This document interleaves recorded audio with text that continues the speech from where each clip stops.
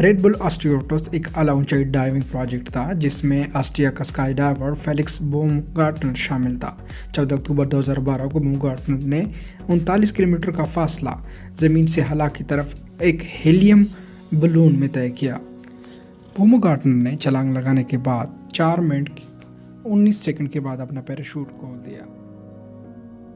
अगर आपने अभी तक मेरे चैनल को सब्सक्राइब नहीं किया, मेरे चैनल को सब्सक्राइब करें और बेल आइकॉन पर क्लिक करें ताकि आप मेरे आने वाली वीडियो भी देख सकें।